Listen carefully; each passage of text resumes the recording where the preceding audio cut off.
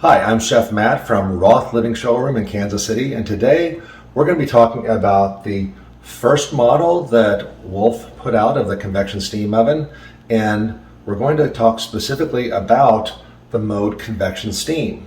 And convection steam is a mode that if we go to the control panel and push the mode button, we're going to call it up on about the 5th click, I believe, okay? And our default temperature is going to be 355. However, we can adjust that temperature from 85 degrees to 445 degrees. And what you want to know about convection steam is that this is a mixture of a hot oven mixed with a fair amount of steam. Not full steam, however, significant amount. And quite a few people think that this is going to amount to soggy food that looks boiled.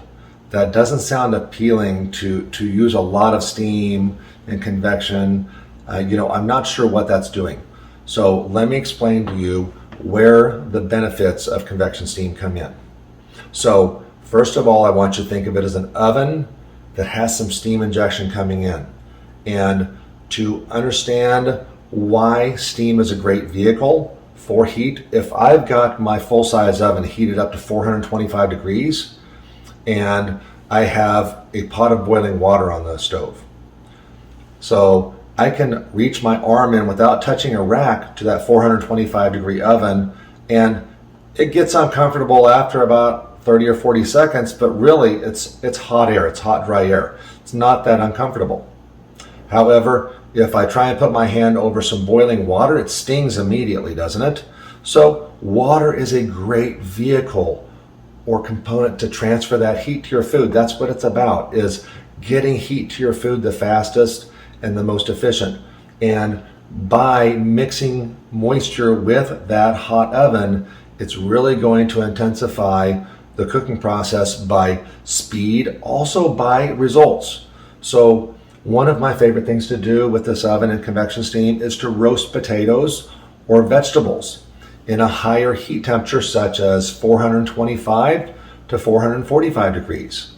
And broccoli, Brussels sprouts, cauliflower, any of your cruciferous vegetables that do need some steam, not just to be oven roasted, but actually need some steam to tenderize, they really benefit from that mode in a higher temp.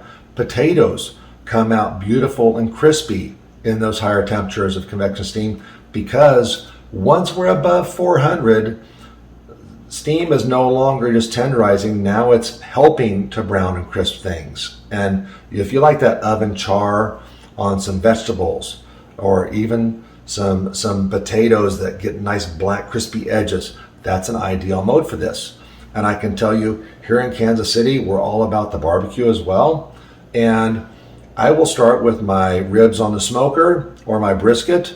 And when I'm about 15 or 20 degrees away from where I want to be, instead of wrapping those with foil and putting them back on the smoker, I actually put them in the oven on the rack uncovered, and I cook those to that finished temperature in the convection steam mode.